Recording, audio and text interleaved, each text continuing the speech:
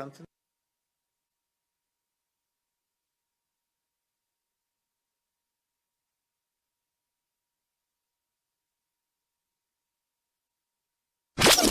La exquisita ignorancia radio. Oídos nuevos para propuestas nuevas.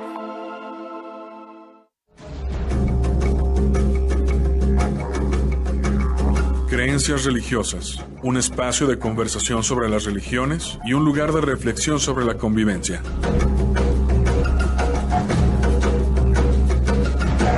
Este programa es producido tanto por el Centro de Estudios Religión y Sociedad y la Maestría en Estudios Filosóficos de la Universidad de Guadalajara, como por el Departamento de Formación Humana del ITESO.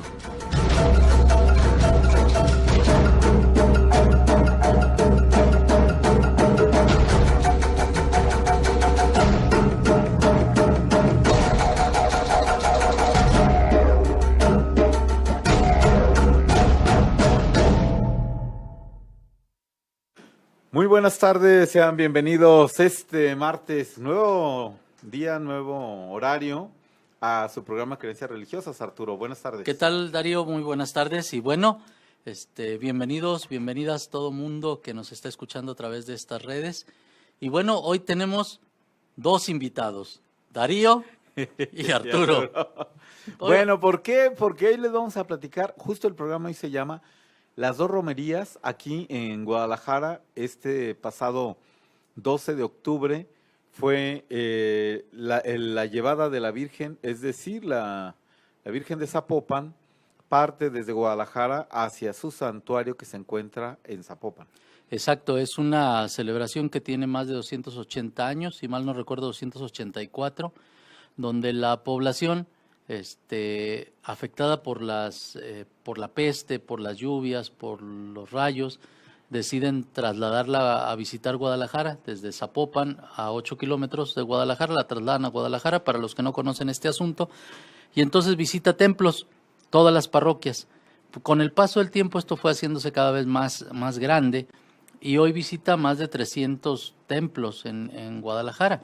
Es desde el 20 de mayo hasta el día 12 de octubre, visita distintos templos, a veces para cubrir en la mañana y en la tarde. Entonces, es una movilización muy grande de la imagen. Tiene una guardia, tiene unos cuidadores que son los franciscanos y tiene una basílica. Es la imagen, diríamos, más famosa en la zona metropolitana de Guadalajara. Por supuesto que hay otras, como la Virgen de Guadalupe, la de San Juan, pero esta es aquí particularmente famosa. Sí, podemos decir que es dentro de las advocaciones marianas más importantes del estado de Jalisco, es la Virgen de Zapopan, la de los Lagos, la de Talpa y la de la Defensa, que se ubica hacia el sur del estado de Jalisco. Ya la Virgen de Guadalupe, bueno, yo creo que quien nos escucha fuera de México, pues es la más reconocida, pero al interior son estas advocaciones marianas y sobre todo que se convierten en peregrinas. La Virgen de Zapopan tiene, digamos, no sé si 2 o 3 réplicas, porque va a Estados Unidos y va a otras poblaciones. Efectivamente, y además tiene ya devoción o seguidores en distintas ciudades del país, por ejemplo en Ciudad Madero, en Tamaulipas, en Reynosa, en Monclova, en distintos lugares donde están los franciscanos, suelen llevar esta imagen y eso ha generado que haya una creciente feligresía alrededor de la imagen.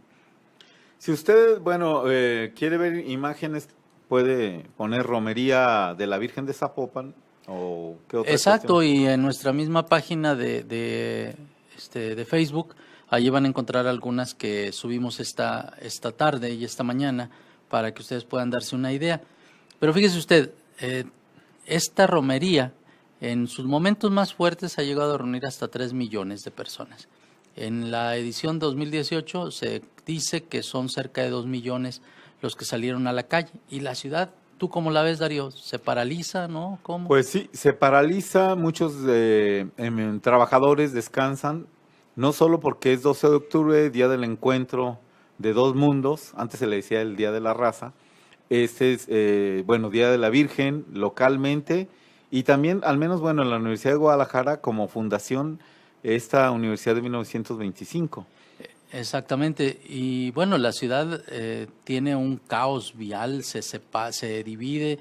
Durante hoy casi 9 kilómetros no hay movimiento, sino de gente, no de coches.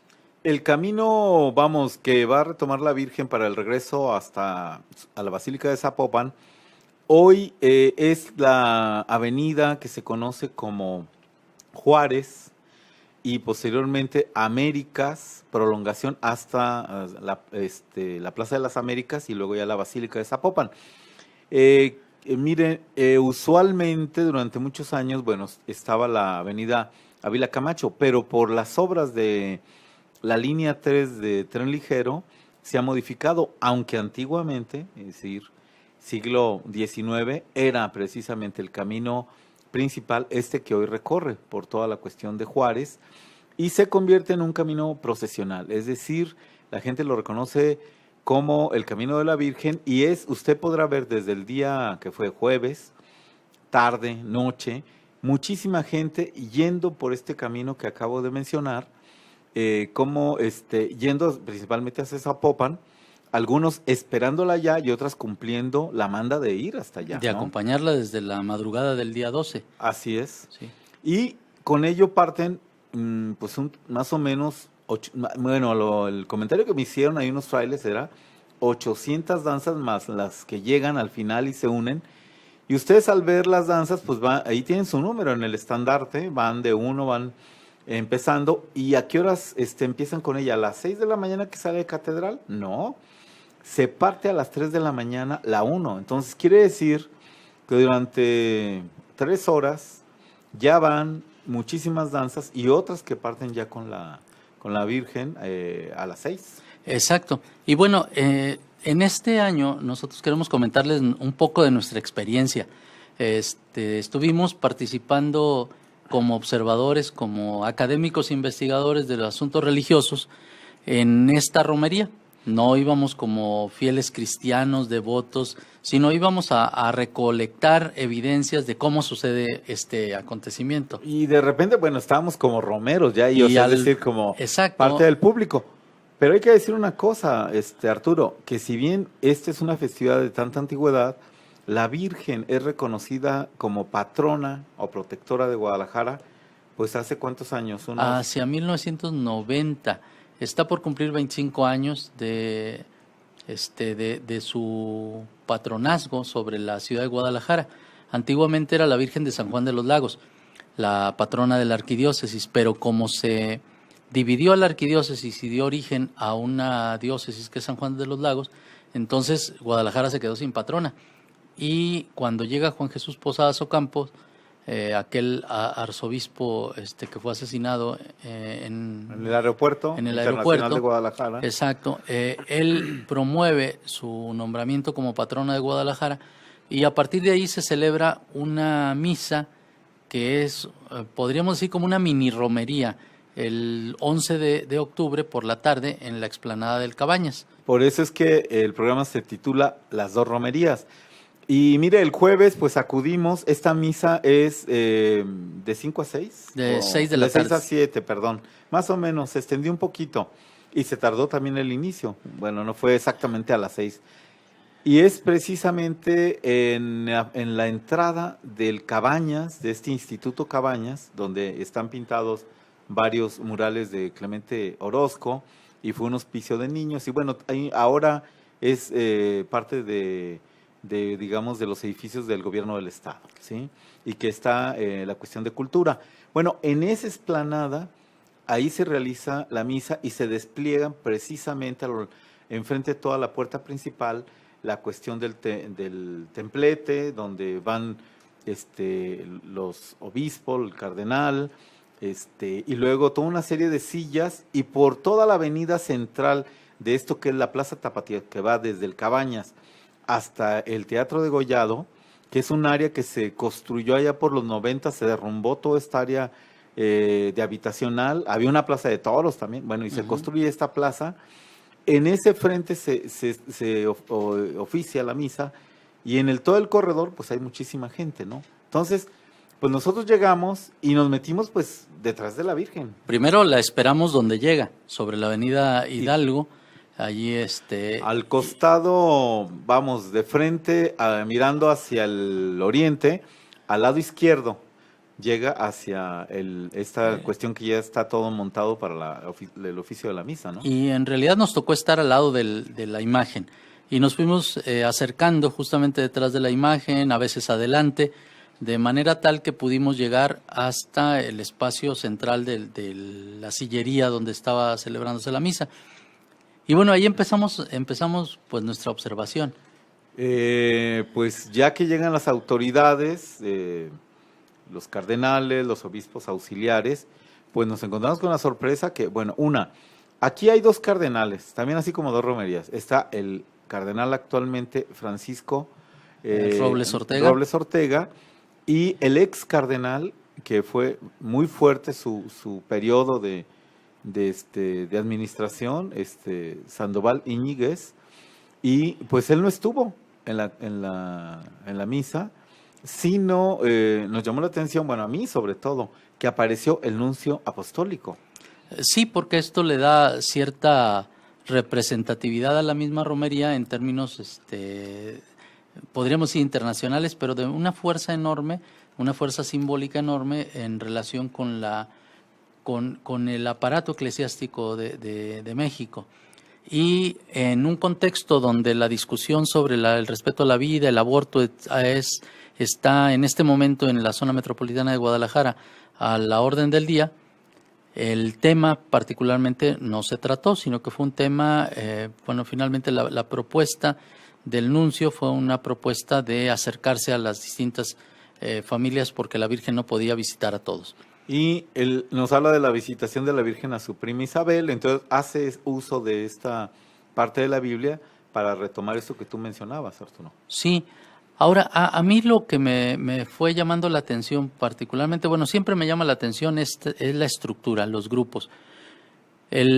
Por supuesto que un evento como requiere de una gran organización, requiere de elementos que den seguridad, pero me parece que también de elementos que no impidan el acceso a lo sagrado, sino que lo permitan. Y bueno, llegamos a esta zona y empezamos a ubicar, lo más notable era una serie de vallas, que hace unos años esto no era común, pero una serie de vallas que en principio me parecía normal al estar alrededor como preservando el espacio de los ministros que estaban oficiando la misa. Pero estas vallas se extendían a todo lo largo de lo que fue el recorrido hasta la catedral. Sí, y y daba un límite a toda la cuestión de las sillas. Ahora, acceso a este espacio de las sillas estaba ocupado principalmente por los grupos que acompañaron a la Virgen, pero también, claro, permitieron la entrada de civiles, los que pudimos entrar, ¿sí? Pero básicamente lo que yo noté estaba, por ejemplo, hacia nuestro lado derecho estaba un coro, estaban al frente sacerdotes, estaba la adoración nocturna, pero un poco más atrás había cuestiones de religiosas, seminaristas, tanto de un seminario mayor como de un seminario menor. ¿Qué más? Estaba esta comunidad del Santo Sepulcro, los Caballeros del Santo Sepulcro. Al lado izquierdo, y ellos tenían su propio, ¿cómo se dice? Sí, su sombra, por decir, esta carpa que les cubría, ¿no? Y yo la veo como una, no sé, Arturo, pues una representación ahí internacional, porque las personas que iban ahí con una capa así en tono hueso, cruces rojas a los extremos, con boina negra y con cruz, y luego las mujeres vestidas como totalmente de negro. De negro, como aquellas mujeres del siglo XVI en España, es decir, vestidos largos, casi el velo como sevillana, nomás por lo que no traían peinetón, pero así con guantes negros, ¿no? Toda una cuestión de luto, así de solemnidad. Esa era la gran mayoría que ocupaba este espacio interior de sillería, y los que nos colamos de civiles, sí hubo mucha gente de civiles, pero la mayoría eran todas estas congregaciones. Sí, y habría que añadir que entre los que llama civiles, este grupo de laicos, había laicos de movimientos eclesiales importantes, como por ejemplo el movimiento de la Renovación o grupos de jornadas de vida cristiana, es decir, dentro del podríamos decir, dentro del cerco, estaban solamente personas vinculadas de manera mucho más directa con la institución eclesial. Eventualmente había algunos que nos habíamos colado gracias a ir caminando detrás de la imagen y que no nos pudieron decir retírese. Después fueron permitiendo el acceso a algunas personas ya de la tercera edad, pero no era lo común, estaban reservadas esta sillería. Sí. La gran mayoría estaba de pie atrás de esta barrera. De estas vallas que usualmente son usadas para la cuestión de manifestaciones, contención de públicos en marchas. Exactamente. Porque los que la estaban cuidando y todo eso y las instalaron eran policía del gobierno del estado. Efectivamente. Y bueno, ahí ya con esto que estás hablando, a mí me da pie a recordar algo que sucedió hace muchos años. La primera vez que yo escribí un artículo fue hace 33 años, que era el año 1985. Y en 1985, mi primer artículo que se publicó en una revistita de los franciscanos que todavía circula por ahí, en octubre del 85, era Ideales Franciscanos. Escribí un pequeño artículo que titulé La romería, manifestación de fe y amor a la Virgen de Zapopan. Pero si hoy tuviera que escribir algo similar, hoy diría que también es una manifestación del poder eclesial y político sobre la romería. Diría que aquí se entrecruzan varias cosas, no solamente, y eso es parte de la intención de nuestro programa, como empezar a hacer un desglose, un análisis de cómo es que se va viviendo la romería, porque los medios de comunicación suelen presentarnos la parte más bonita, incluso edulcorante de la romería, donde los periodistas, discúlpenme ustedes, y los que me están escuchando, si son mis colegas que se dedican a los medios, pues también lo hacen, muchos de ellos. Se convierten en telepredicadores, dejan de ser periodistas para incluso unirse a la manifestación devocional. No, yo creo que, claro, las personas que acuden ahí, muchas de las personas las vi muy emocionadas, algunas otras llorando, ¿no? Tocando y que se permitió tocar. Pero bueno, quien va a dar la nota, me parece que yo no vi que hubiera, porque ahorita lo que vamos a narrar es precisamente cómo al término de la misa se dice cómo se va a ir hasta la catedral, de ahí del Cabañas a la catedral. Imagínese usted que, bueno, esta plaza es larga y tiene un pasillo central y es por donde nos fuimos, pero todo estaba ya con la barrera. Entonces va la adoración nocturna, todos los que les dijimos, y al final las del sepulcro, las del... Va la imagen, luego van los obispos y detrás los caballeros del Santo Sepulcro. Y nosotros, y el público en general. El público, se suponía que empezaba ahí. Allí íbamos nosotros al lado de los caballeros del Santo Sepulcro y en el momento de llegar al límite de la barrera, a la mitad de la plaza nos cortaron. No, pero deje usted, salieron como así como cuando a un torero lo atrapa un toro y salen todos con el capote a quitarlo, pues aparecieron entre 25 y 30 policías. Totalmente para un espacio como de 2 metros. Sí. Cerraron el paso así como si fuera pues un cierre total y así todos con la mano extendida, hasta aquí se llega, ¿no? De hecho, tenemos evidencias fotográficas del asunto. Entonces señoras empezaron a decirle, pero ¿por qué nosotros vamos con la Virgen? Y atrás se pusieron las barreras, cortaron. Bueno, en ese momento toda la comitiva queda sola en su tránsito hasta la catedral, que son más de 100 metros, ¿no? No, deben ser cerca de 600 metros. Sí, mucho más. Todo ese es un camino. ¿Por qué no antes de la catedral decirle a la gente, hasta aquí se va a llegar?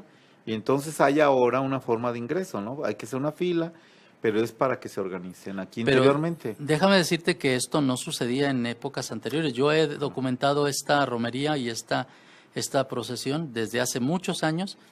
Y tengo evidencias tanto en video como fotográficas de que estas barreras no existían. La gente iba a un lado.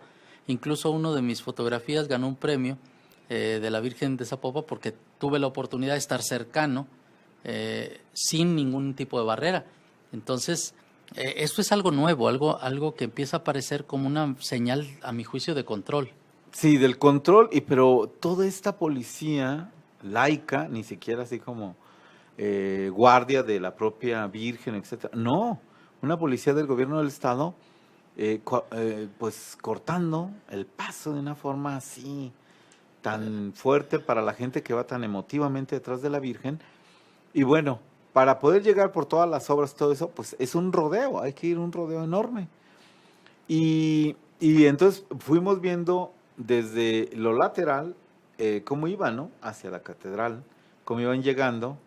Y toda esta barrera, pues, pues cada vez más, hasta ya alrededor de la catedral, toda la catedral totalmente rodeada, o sea, pero totalmente, y con los ingresos que se iban a tener para aquellos que quieren verla y que hacen fila. Y que ya como eso, yo te puedo decir 11, 12 de la noche, porque yo estuve ahí hasta las 4 de la mañana, bueno, no aquí, moviéndome en la cuestión de la romería. Hubo bastante gente que era desde la catedral y hasta varias cuadras más para allá, o sea, sí.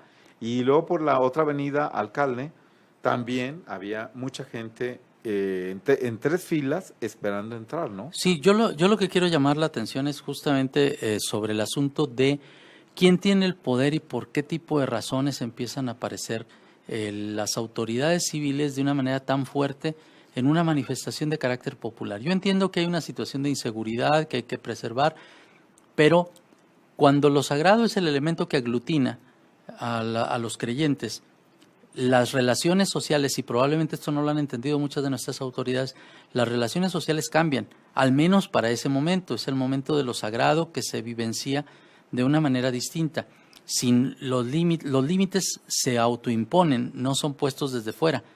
Pero hoy a mí me parecía observar una connivencia entre las autoridades eclesiales y las autoridades civiles para impedir el acceso de la imagen. Y me atrevo a decirlo porque la catedral, quienes observamos después, la romería o la transmisión televisiva, lo que alcanzamos a observar era que la catedral en realidad estaba vacía. Tenía unas cuantas, ustedes observen por ejemplo la misa de la madrugada de despedida de la Virgen, casi no hay personas, y no hay personas por la dificultad para el acceso, es decir, la gente estaba esperando entrar, pero la televisora que transmitía lo que estaba buscando era tener un escenario también para promover a sus éxitos locales, a sus artistas favoritos. Porque fueron a cantarle. Porque fueron a cantarle. Entonces era una especie de homologación de lo que sucede en la Basílica de Guadalupe, pero ahora aquí en más pequeño, y con muchas restricciones. Esta parte me hace pensar que no solamente existen 2 romerías, esta que tú señalabas, el mini recorrido del Cabañas a la catedral, y luego el gran recorrido de catedral a la Basílica de Zapopan, sino la romería de los creyentes de a pie y la romería de los clérigos y las autoridades. A eso me atrevería a llegar a decir, hay 2 romerías aquí. Y yo pienso que, la propia crítica puede venir no solo de nosotros, sino de la propia Iglesia en voz del Papa Francisco, que les dice que hay que ir a lo liminal. Los liminales aquí son precisamente toda esa gente que cree en la Virgen y que la dejan fuera. O sea, es una ¿cómo decía? No hay que ser autocitables. Referenciales. Entonces, solo las comitivas así. Y cuando los creyentes quedan excluidos, bueno, eso es lo que vimos. Y fíjate, déjame decirte que esto no te lo había comentado, pero como a las 11:30, por todo Hidalgo, hacia la catedral se llevó el carro en el que la Virgen iba a ser llevada, pues ya el viernes a las 6 de la mañana, y iba escoltado como por 6 o 7 vehículos de policía, camionetas enormes, el vehículo de la Virgen, que no iba más que el vehículo de la Virgen, o sea, en el que iba a ser llevado. O sea, me parece un exceso de despliegue de fuerza innecesario, diría yo en principio. Pues sí, así innecesario. Pero bueno, ¿qué te parece si vamos a un corte, Darío? Sí, a ver si de las canciones que vamos a oír, no sé si las cantaron ahí, pero en la misa de despedida, ¿no? A las 6 de la mañana. ¿Sí hay alguna que hayan cantado? Bueno, una de ellas sí, pero... vamos a escuchar primero y ahorita les cuento por qué no. Y además por quién celebró. Vamos al corte. Allá en los controles, Jonás, lanzándonos a toda la red en mundial, ¿sí? Bueno, pues entonces vamos a escuchar esta canción. Estamos hablando de las dos romerías, esta festividad de la advocación mariana, la Virgen de Zapopan, y regresamos aquí en Creencias Religiosas.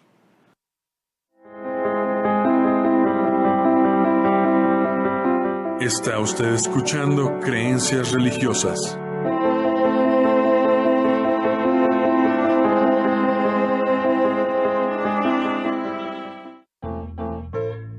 La exquisita ignorancia radio.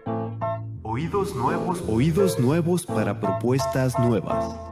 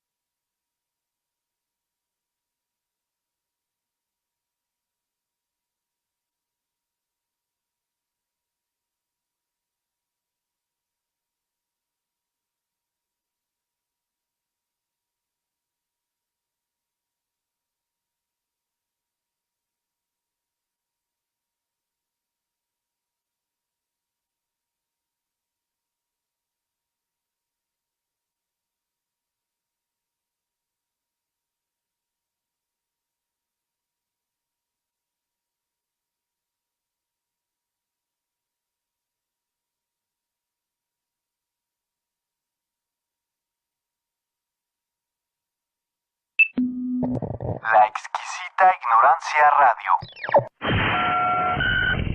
Oídos nuevos Para propuestas nuevas.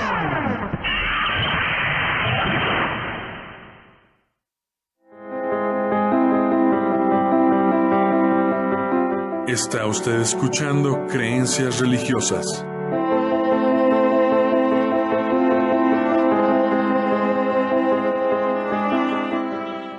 Bueno, estamos ya de regreso aquí con Darío Flores y su servidor Arturo Navarro para seguir comentando sobre estas reacciones a la romería en un programa que hemos titulado Las dos romerías.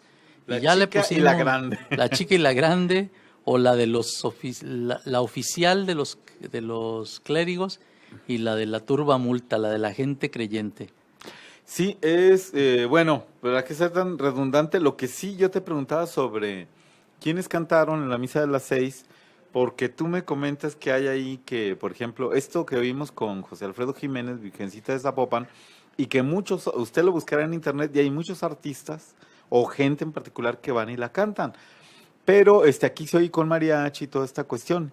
Y al parecer, ¿qué sucede? ¿El mariachi ahí Bueno, no suena en...? No, el mariachi y la música vernácula mexicana se puede cantar en catedral, se puede cantar en cualquier templo, de entrada, no diríamos que no. De hecho, la gente lleva mañanitas cuando es la fiesta del santo patrono a las parroquias, etcétera. No es algo que esté realmente prohibido.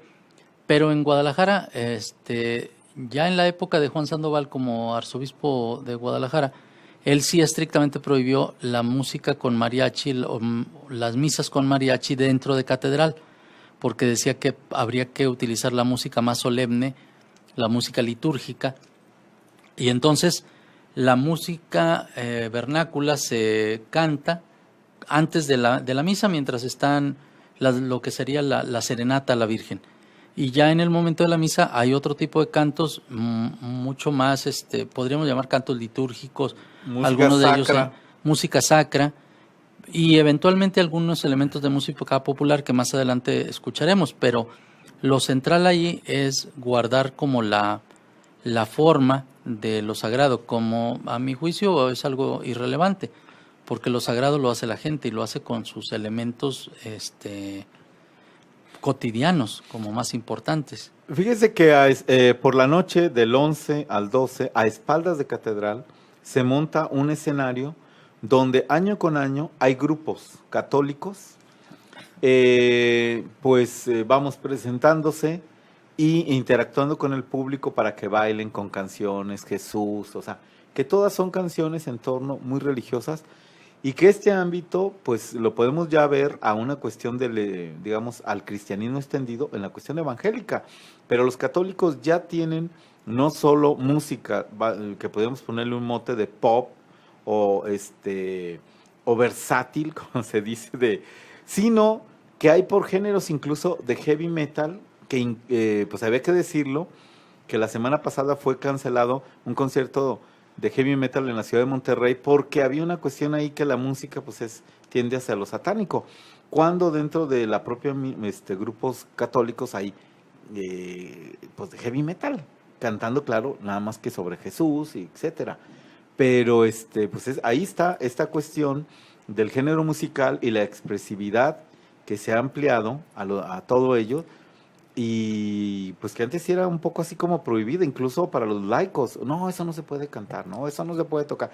Hoy ya están dentro de esa gran corriente de géneros musicales y género religioso. Sí, y bueno, aquí habría más bien no habría que perder de vista que el pueblo lo que hace cuando tiene que ver con asuntos religiosos es ofrecer lo que considera que es mejor para ellos mismos. Y luego también a veces se hacen adecuaciones a la música. Por ejemplo, estoy recordando antes, allá por los años 60, antes del Concilio Vaticano II, 50 y tantos, en la diócesis de Cuernavaca, con don Sergio Méndez Arceo, fue la diócesis que hizo el cambio en la liturgia antes de que el concilio lo permitiera. Y él incorporó la música del mariachi, que era la música popular, porque decía don Sergio, bueno, pues se tiene que vivir. Se tiene que celebrar con los elementos propios. Y recuerdo un acontecimiento desde hace medio año en la Universidad Iberoamericana de Puebla, donde celebraron una misa que fue escándalo internacional porque se les ocurrió celebrar la misa y poner canciones de Coldplay para los distintos momentos de la celebración. Y entonces hasta el arzobispo se metió en esta discusión, prohibiendo que se celebraran con este tipo de música. Es decir, como la idea que subyace es que de pronto se tiene como por profana esta música y que no ayuda a acercarse a Dios. Pero bueno, ese es un punto que ahí está de debate. Sí, mientras que al interior de las homilías puede estar Lo que sí, digo, voy a dejarlo claro, hacia el exterior, hacia la cuestión de los grupos de laicos, las presentaciones, está permitido al menos, está muy aceptado. Antes, pues no, pero bueno, ahora sí. Y como parte de esto, la salida, pues ya de lo que tú dices al interior, pues solo la catedral casi, la misa, y luego ya al exterior, pues ahí sí, la gente volcada totalmente detrás de la imagen. de la imagen. Pero hay que añadir algo. En esta ocasión, las autoridades justifican el asunto diciendo que era necesario por las obras de reconstrucción en la ciudad, por la construcción del tren ligero. Pero llega un momento en el que la romería se divide. Por una vía van los danzantes y por otra vía va la gente con la Virgen. A ver, dígame usted en qué romería sucede que se divida la gente que no sea Guadalajara.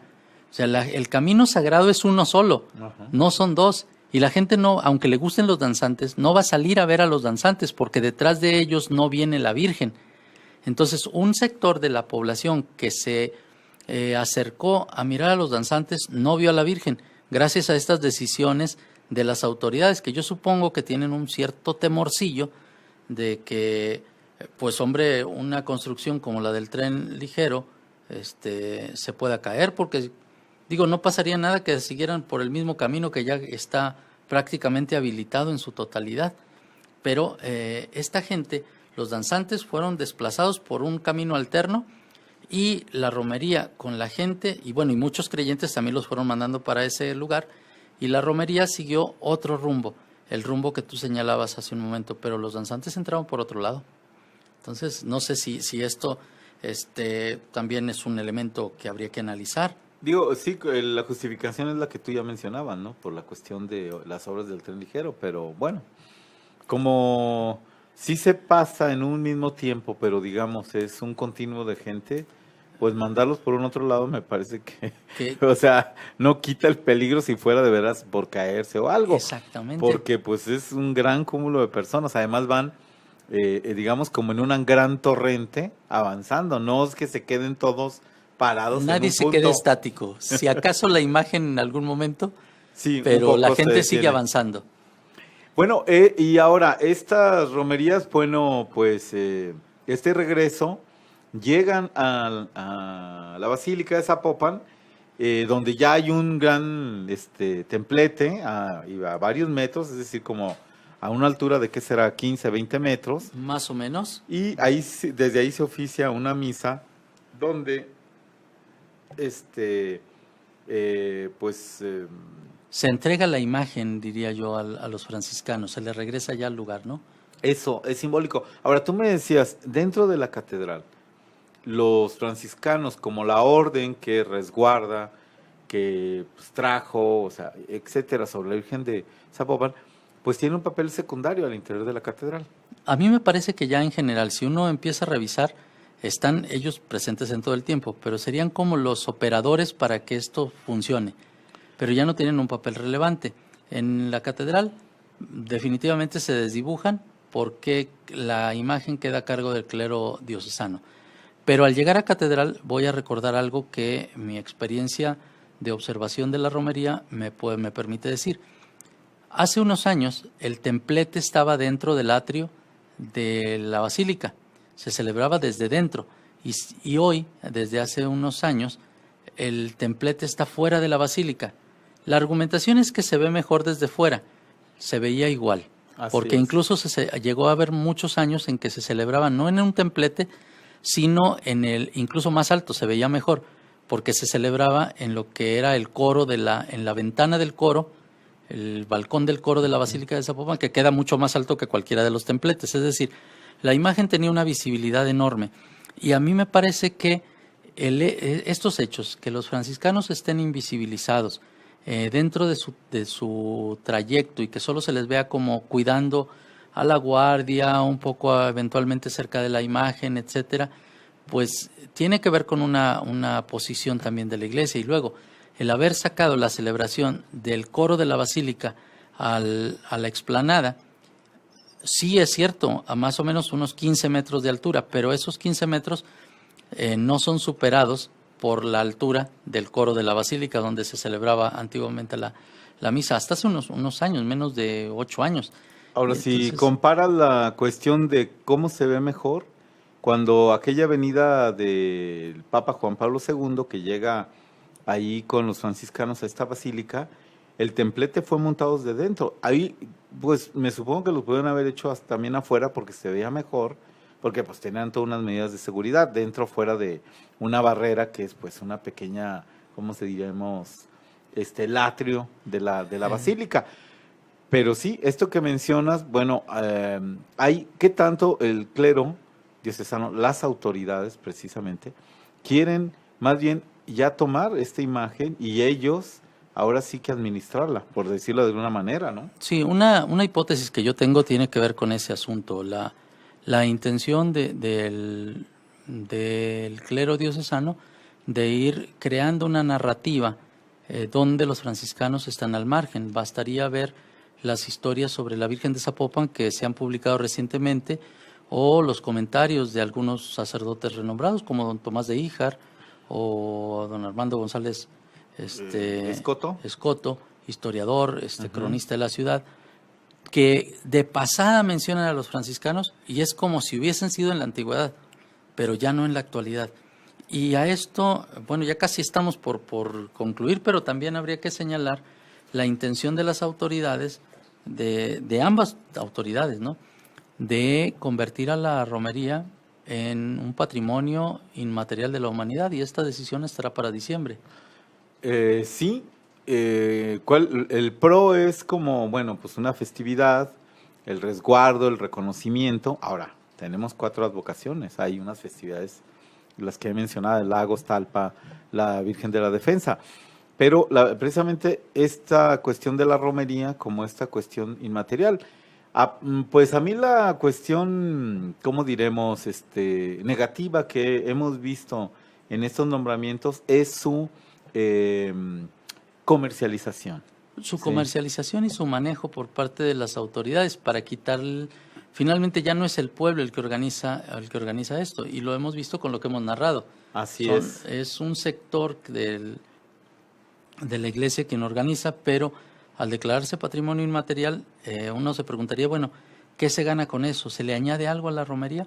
Más allá de la comercialización, yo no veo otra cosa más que el hecho de que la organización sea asumida por el gobierno local y por la iglesia diocesana. Ha habido otros aspectos rápidamente de esta, no solo de un conflicto entre autoridades eclesiásticas y órdenes religiosas, cuando fue, por ejemplo, la cuestión de la secularización de las parroquias, es decir, que volvieran a estar en manos del clero diocesano y las órdenes regulares regresaran a todas sus actividades, a los conventos, etcétera. Pero pues en todo lo que fue el Imperio Español había esta situación de que había todas las órdenes, sobre todo la franciscana, ¿no? Ahí está un conflicto. El otro es entre las autoridades religiosas y seculares, civiles, porque así como usted ve la salida de la catedral, tiene 4 plazas. Estas 4 plazas fueron hechas más o menos en los años 50. Quitaron edificios para poder hacer una cuestión, pues de un signo, la cruz, que fuera esto, ¿no? Nuevamente, esta cuestión de la secularización, de la patrimonio inmaterial, ¿quién lo va a tomar? Por un lado el clero, pero la otra también que la Secretaría de Turismo, así como... Pues, sí, y entonces se le empieza a vaciar a un evento, y ahí es donde veo lo riesgoso, a un evento de carácter popular, como hemos venido viendo desde septiembre, en los programas de septiembre, y nuestro auditorio puede seguir a través de las redes sociales. Se le va vaciando del contenido originario de esta romería. Y uno se pregunta, bueno, ¿y dónde queda el sector popular? ¿Dónde queda la gente, los creyentes de a pie? Si esto se convierte en algo así como, pues como la Cuaresma, la Semana Santa de Iztapalapa, o como... Pues mira, yo creo que lo pueden, ahora sí que maquetar en el sentido de darle todo una formación, así como lo vimos, delimitar y todo, pero toda la cuestión de las creencias me supongo que van a chocar, va a haber conflictos y fricciones, porque tal como lo he investigado por ahí, la investigadora Cristina Gutiérrez Zúñiga, esta penetración del pensamiento New Age a la cuestión de las danzas, ¿no? Todas estas danzas que vimos, hay muchísima gente que ya no tiene un imaginario solo mesoamericano, sino toda una cuestión de las energías, toda una cuestión del New Age, que va a chocar con toda esta otra cuestión netamente dogmática al hacerse de esta forma, ¿no? Es que es inmaterial y debe de ser de una forma.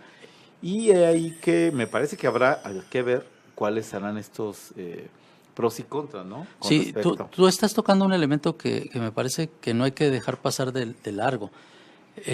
Toda la devoción popular es dinámica, no es fija, y va añadiendo elementos, quitando unos, poniendo otros, va reconstruyéndose.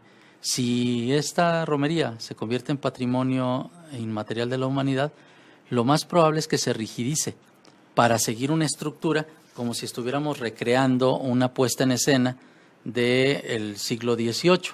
Y me parece que allí hay un riesgo. O incluso de una nueva, como tú dices, se crea toda una cuestión de una nueva narrativa, quiénes son los que llevan la Virgen, por qué históricamente les pertenece, y hoy cómo sería, y entonces la ritualización cómo debe de ser, ¿no? Hay otras historias, ¿no es así? O sea, cuando hablamos de los franciscanos que desaparecen, bueno, ¿por qué están desapareciendo? ¿Por qué se escriben historias donde ya no están con respecto a la Virgen de Zapopan? ¿Por qué aparecen estas nuevas formas de práctica sobre el ritual eclesiástico? Yo estoy muy de acuerdo contigo en que esto va a ser lo rígido, pues. Sí, y yo creo que esta desvinculación de los orígenes, lo que está mostrando es también una lucha del campo religioso, y que, como bien lo señala Helio Masferrer, no solo es un campo religioso, sino es un campo político-religioso. En el cual hay varios subcampos o varios grupos participantes. Entonces, desde ese punto de vista, pues digo, yo esos son los contras que vería hacia la cuestión de nombrarla como cultura inmaterial, por la tendencia a llevarla hacia turismo religioso, la venta de este turismo y cómo se lleva a cabo, por quiénes, la legitimación, etcétera, etcétera. Y ya vemos elementos, lo que hemos estado narrando, precisamente de fricciones hacia esta festividad. Bueno, pues yo creo que ya hemos hecho como un planteamiento de lo que observamos. Ahora, seguramente que lo pondremos por escrito y en algún momento verá la luz en algún lugar, pero mientras tanto, nosotros les hemos querido ofrecer nuestra opinión. Déjame nada más decir un punto. El arranque a las 3 de la mañana, que es el de las danzas, estaban encabezados por motociclistas, de estos de chamarras de cuero y todo. Cuando preguntamos por qué era así, es que ellos contestaron que ellos tenían una manda y propusieron encabezarla. Yo al menos hace 2 años que ya los veo que parten a las 3 de la mañana y luego ya parten todas las danzas, ¿no? Es otro elemento. Es otro elemento que se está incorporando. Bueno, pues estamos ya por finalizar. Sí, pues con esto concluimos.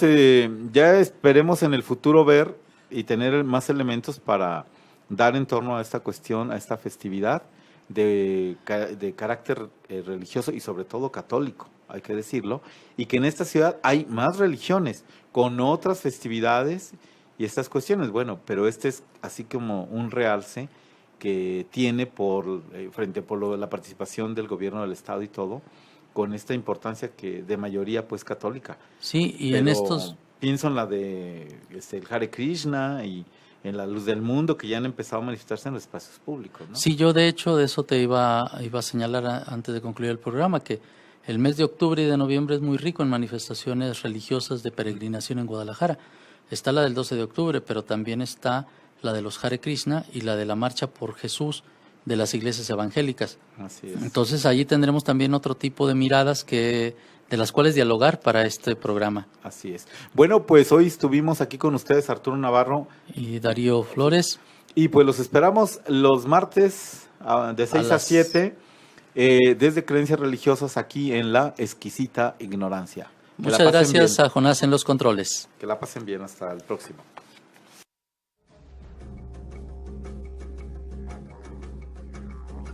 Creencias Religiosas concluye por hoy. Este programa es producido tanto por el Centro de Estudios Religión y Sociedad y la Maestría en Estudios Filosóficos de la Universidad de Guadalajara, como por el Departamento de Formación Humana del ITESO. Les esperamos el próximo miércoles a partir de las 7 de la noche por laexquisitaignorancia.com.